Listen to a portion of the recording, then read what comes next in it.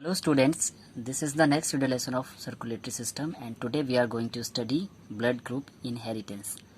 In the last video we started the blood group and today we will study about blood group inheritance.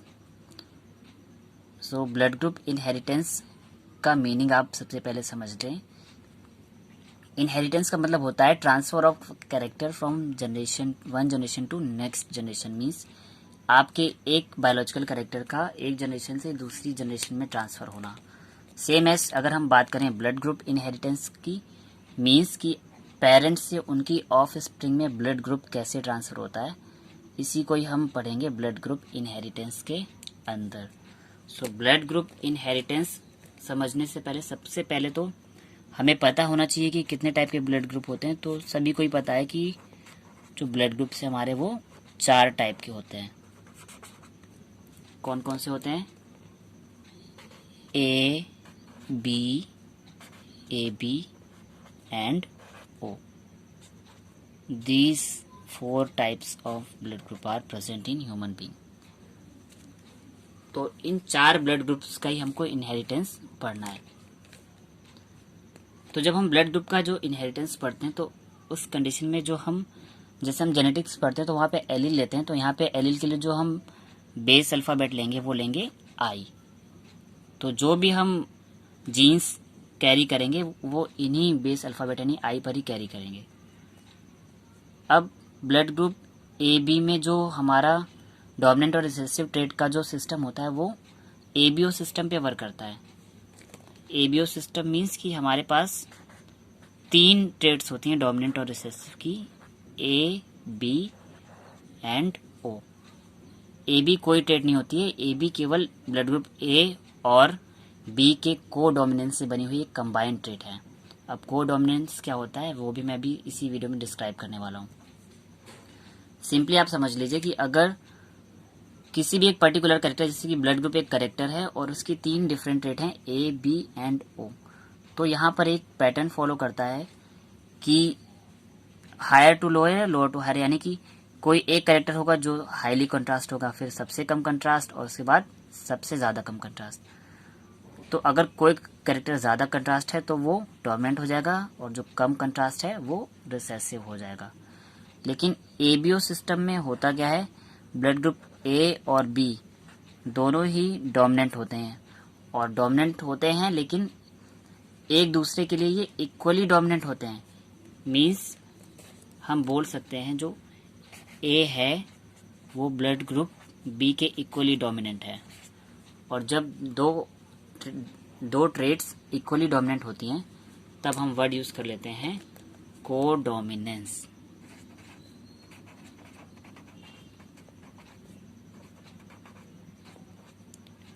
तो human में जो blood group system है ये भी को dominance का एग्जाम्पल है. तो अब ये दोनों तो इक्वली डोमिनेंट हैं, इस वजह से हम ब्लड ग्रुप ए और ब्लड ग्रुप बी को तो डोमिनेंट कंसीडर कर लेते हैं और जो ब्लड ग्रुप ओ होता है वो रिसेसिव होता है. और जेनेटिक्स में अगर आप पढ़ते हैं तो आपको पता है कि जो डोमिनेंट ट्रेट होती है वो तो अगर एक भी लोकस पे आ जाती है तो अपने आप को एक्सप्रेस कर लेती है. मीन्स अगर हमको ब्लड ग्रुप ए बनाना है तो हम सिंपली यही वाला फॉर्मूला लिख सकते हैं. ये हमारा बेस अल्फ़ाबेट आई है, इस पे हमने ए लिख दिया, मीन्स हो गया ये blood group A. Same as blood group B अगर हमें करना है तो ब्लड ग्रुप बी के लिए हम लिख सकते हैं आई पी. लेकिन अगर हम ब्लड ग्रुप ओ की बात करेंगे तो भी हम लिख देंगे आई के ऊपर ओ गया आगे तो ये ब्लड ग्रुप ओ हो गया. लेकिन ब्लड ग्रुप ए बी कब होगा, जब ए और बी यानी कि एक पेरेंट का ब्लड ग्रुप ए हो गया और एक का बी हो गया. तब उस कंडीशन में क्या होता है, ए और बी दोनों इक्वल ट्रेट हैं, इक्वली डोमिनेंट है, तो दोनों साथ में एक दूसरे को एक्सप्रेस करेंगे यानी कि ये को डोमिनेंस के पैटर्न को फॉलो करेंगी. और उस केस में जो हमारा पैटर्न आएगा वो आएगा आई ए आई बी. तो ब्लड ग्रुप ए के लिए तो हम बोल सकते हैं आई ए, ब्लड ग्रुप बी के लिए आई बी, ब्लड ग्रुप ओ के लिए आई ओ. और ब्लड ग्रुप ए बी की कंडीशन में हमारे दोनों लोकस पे ए और बी प्रेजेंट होंगे तब ये हो जाएगा ब्लड ग्रुप ए बी. तो ये तो हमारे फिनोटाइप थे कि अगर फिनोटिपिकली देखेंगे तो अगर एक भी डोमिनेंट कैरेक्टर हमको प्रेजेंट होता है जेनेटिकली, जेनेटिक्स में हम यही पढ़ते हैं कि अगर जहाँ पे भी डोमिनेंट कैरेक्टर होता है तो वो रिसेसिव ट्रेट को एक्सप्रेस होने नहीं देता है। यानी कि अगर ए ओ के साथ आ जाएगा तो ओ एक्सप्रेस नहीं हो पाएगा, केवल ए ही एक्सप्रेस होगा। तो इस तरह से अगर हम पैटर्न बनाते हैं तो हमारे पास ब्लड ग्रुप के कुछ डिफरेंट पैटर्न्स आ जाते हैं। उन पैटर्न को देख लेते हैं ज़रा। तो अभी तो मैंने ये सिंगल एलील पे करके दिखा दिया था, बट हम जब क्रॉस करते हैं तो हम 2 एलील लेते हैं। तो 2 एलील के केस में अगर ब्लड ग्रुप ए की पॉसिबिलिटी है तो ब्लड ग्रुप ए बनाने के लिए क्या क्या पॉसिबिलिटीज़ होनी चाहिए? दोनों लोकस पे या तो ए हो यानी कि आई ए, या फिर एक पर ए हो और एक पर एक रिसेसिव जीन हो यानी कि ओ। जब दोनों डोमिनेंट साथ में तभी भी हम डोमिनेंट मानेंगे, और अगर दोनों एक डोमिनेंट और एक रिसेसिव है तभी भी हम डोमिनेंट कैरेक्टर को ही कंसीडर करेंगे, यानी कि इसको हम बोलेंगे ब्लड ग्रुप ए। क्योंकि दोनों डोमिनेंट साथ में है तब तो डोमिनेंट कैरेक्टर ही अपने आप को एक्सप्रेस करेगा। बट अगर डोमिनेंट के साथ रिसेसिव ट्रेट आ गई है तो रिसेसिव ट्रेट को डोमिनेंट कैरेक्टर क्या कर देगा? सप्रेस कर देगा, उसको एक्सप्रेस होने नहीं देगा। तो यहाँ पर भी ब्लड ग्रुप ए ही बनेगा। बस कंडीशन क्या होगी? यहाँ पर जेनेटिक्स में टर्म आती है एक homozygous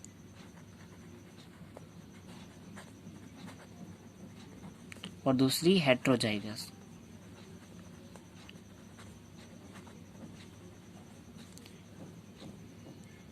when same type of allele are group together, यानी कि दोनों एक ही जैसे एलील को ग्रुप करें तो कंडीशन होती है होमोजाइगस है। जैसे कि यहाँ पे दोनों में ए है, यानी कि सेम टाइप ऑफ एलील हैं दोनों लोकस पे, तो कंडीशन हो गई होमोजाइगस। बट अगर डिफरेंट एलील को साथ में रख दिया यानी कि ए के साथ हमने ओ को रख दिया है तो कंडीशन आ गई हेट्रोजाइगस। सो ये होमोजाइगस और हेट्रोजाइगस वर्ड हम यूज करते हैं जब हम इनका निकालते हैं जीनोटाइप। बाकी फिनोटाइप और जीनोटाइप में डिफरेंस क्या होता है? फिनोटाइप यानी कि हम एक्सटर्नली देख लेते हैं कि बेसिकली ये कौन सा ग्रुप है, तो बेसिकली तो ये ए ग्रुप है। लेकिन जीनोटाइप पे हम इनके सारे के सारे जीन्स की स्टडी करते हैं तो यहाँ पे पता चलता है कि यहाँ पे तो दोनों डोमिनेंट ए प्रेजेंट थे, तो ये तो होमोजाइगस ए हो गया। लेकिन यहाँ पर ए के साथ ओ प्रेजेंट था, यानी कि ये प्योरली डोमिनेंट नहीं है, यहाँ पर एक रिसेसिव ट्रेट प्रेजेंट है, यानी कि ये हेट्रोजाइगस ए है। तो कंडीशन चाहे ये वाली हो चाहे ये वाली हो, दोनों केस में कंसीडर होगा ब्लड ग्रुप ए। ऐसे अगर ब्लड ग्रुप हमको बी करना है तो बी के लिए क्या होगी कंडीशन? पहली तो आई बी और दूसरी आई ओ। इस कंडीशन में भी हम ब्लड ग्रुप बी ही बोलेंगे। फिर अगर ब्लड ग्रुप ए बी होना है, ए बी तब होगा जब दोनों डोमिनेंट साथ में आ जाएंगे, यानी कि एक डोमिनेंट तो इस वाले लोकस पे आ गया और दूसरा डोमिनेंट हमारा बी वाला था वो इस लोकस पर आ गया। तो आई बी जब दोनों साथ में आ गए तब हमने बोल दिया ब्लड ग्रुप ए बी। यानी कि ए बी तभी बनेगा जब दोनों इक्वल डोमिनेंट कैरेक्टरेट यानी कि ए और बी दोनों साथ में आ जाएंगे और इक्वली एक्सप्रेस कर पाएंगे, तब बन जाएगा ब्लड ग्रुप बी। और अगर हमको ब्लड ग्रुप ओ बनाना है तो ओ है हमारी रिसेसिव ट्रेट, और रिसेसिव ट्रेट को अपने आप को एक्सप्रेस करने के लिए दोनों लोकस पे रिसेसिव जीन चाहिए, यानी कि पहले में भी आई ओ और दूसरे में ही आई ओ होगा, तभी हम ब्लड ग्रुप ओ बोलेंगे।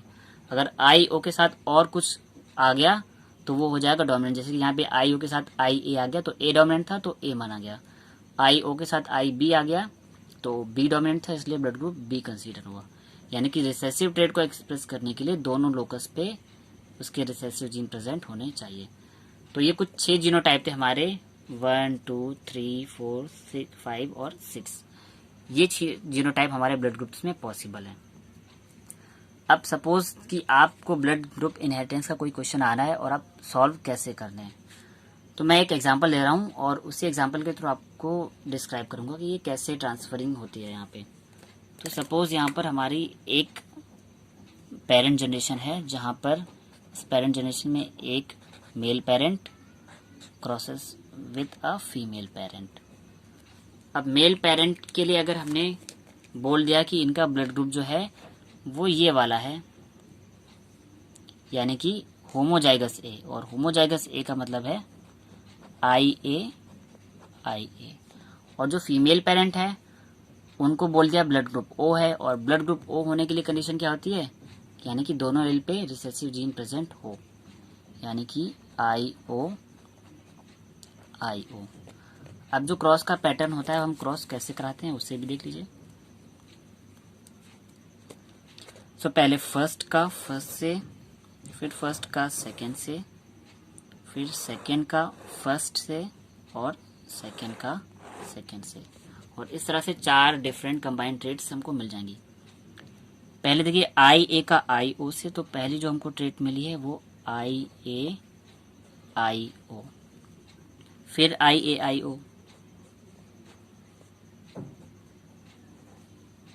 और दूसरे में इधर फिर से स्टार्ट करेंगे तो सेकेंड एलिल पे भी आई ए था, तो आई ए वर्सेस आई ओ, और यहाँ पे भी आई ए आई ओ।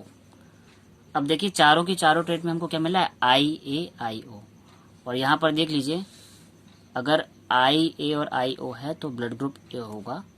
अब भले ही वो हेट्रोजाइगस ए हो, लेकिन ये है क्या, ब्लड ग्रुप ए। तो हम बोल सकते हैं कि अगर ब्लड ग्रुप ए वाले का क्रॉस कराया जाए ब्लड ग्रुप ओ वाले के साथ, तो जो पॉसिबिलिटीज़ हैं, अगर वो ब्लड ग्रुप होमोजाइगस ए है तब तो सारी की सारी जो हमको ऑफस्प्रिंग मिलेगी, यानी कि सारे के सारे जो चिल्ड्रन होंगे वो ब्लड ग्रुप ए वाले होंगे, और वो ए कैसा होगा, हेट्रोजाइगस। और हेट्रोजाइगस क्यों होगा, क्योंकि दोनों सेम जीन साथ में नहीं है, एक डोमिनेंट के साथ एक रिसेसिव, और फिर एक डोमिनेंट के साथ एक रिसेसिव, ये पैटर्न चल रहा है। यानी कि अगर डोमिनेंट के साथ एक रिसेसिव जीन रखा गया है तो कंडीशन हो जाती है हेट्रोजाइगस। आई होप आपको ब्लड ग्रुप इनहेरिटेंस इस एग्जाम्पल के थ्रू क्लियर हो गया होगा स्टूडेंट।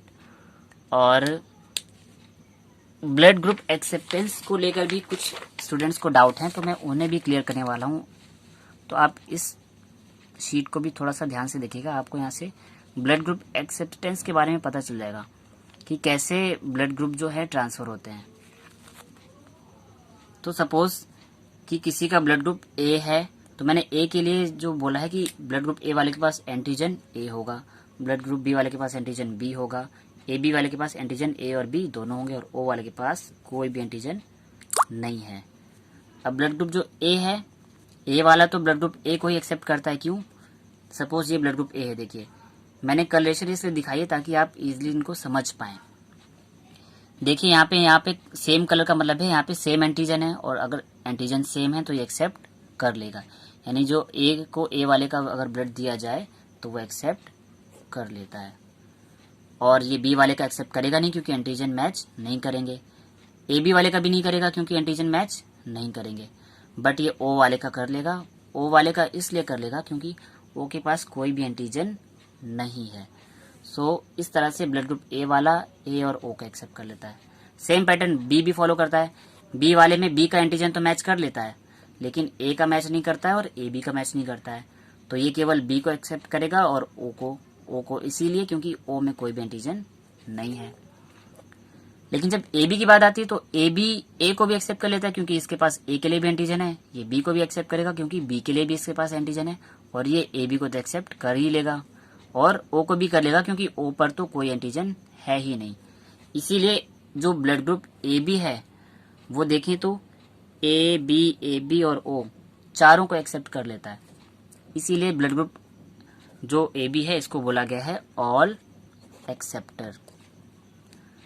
बट जो ब्लड ग्रुप ओ होता है वो ऑल डोनर होता है, ऑल एक्सेप्टर नहीं होता है। क्यों, क्योंकि अगर ओ एक्सेप्टेंस की बात आती है तो ओ के पास किसी का भी एंटीजन नहीं है, ना ए का, ना बी का, ना ए बी का, यानी कि इसके पास किसी का भी एंटीजन है ही नहीं, ये नन नील है, ब्लैंक है, कोई एंटीजन नहीं है। तो ये ब्लड ग्रुप भी ऐसा ही एक्सेप्ट करेगा जहां पे कोई एंटीजन ना हो। मीन्स ये ब्लड ग्रुप ओ को ही एक्सेप्ट करेगा, बाकी के 3 को छोड़ देगा। तो यहाँ पर एक्सेप्टेंस की बात आती है तो ओ वाला केवल ओ को ही एक्सेप्ट करता है। तो अब हमने ओ को बोला है ऑल डोनर। अब ऑल डोनर क्यों है, क्योंकि अगर हम इसको बी का देंगे ब्लड ग्रुप, अगर इसको इस ब्लड को ट्रांसफ्यूज कराएंगे ए बी वाले में, तो ए बी वाले में इसका जो है यहाँ पर भाई हमारे पास ओ पे कोई भी एंटीजन है नहीं, तो इसको ए बी एक्सेप्ट कर लेगा, बी भी एक्सेप्ट कर लेगा और ए भी एक्सेप्ट कर लेगा। यानी कि जब एंटीजन अब्सेंट होगा तो कोई भी ब्लड ग्रुप इसको इजीली एक्सेप्ट कर लेगा, इसीलिए इसको बोला गया है all donor. So I hope ये वीडियो आपको क्लियर हो गया होगा, और आपके जो भी डाउट्स थे ब्लड ग्रुप इनहेरिटेंस और ब्लड ग्रुप एक्सेप्टेंस को लेके वो भी क्लियर हो गए होंगे। और जो स्टूडेंट लास्ट वीडियो सेशन को नहीं देख पाए हैं, क्योंकि लास्ट वीडियो सेशन में मैंने ब्लड ग्रुप को स्टार्ट ही किया था, तो वो उस वीडियो को देख सकते हैं। उस वीडियो को देखने के लिए मैंने उसका डिस्क्रिप्शन, इस वीडियो के डिस्क्रिप्शन बॉक्स की में उसका लिंक दे रखा है, जहाँ पर आप जाकर उस वीडियो को देख सकते हैं। और अगर आपको ये वीडियो पसंद आ रहा है, आपको कंटेंट समझ आ रहा है, तो इस वीडियो को लाइक कीजिए और उन सभी स्टडी रिलेटेड ग्रुप्स में शेयर कीजिए, ताकि सारे के सारे बच्चे हैं, जितने भी बच्चे हैं बायो सब्जेक्ट के, वो सारे इस वीडियो को देख पाएँ। और साथ ही इस चैनल को सब्सक्राइब कर लीजिए और बेल आइकन को प्रेस कर लीजिए, ताकि अपकमिंग वीडियोस की नोटिफिकेशन आपको मिलते रहें। Thank you students.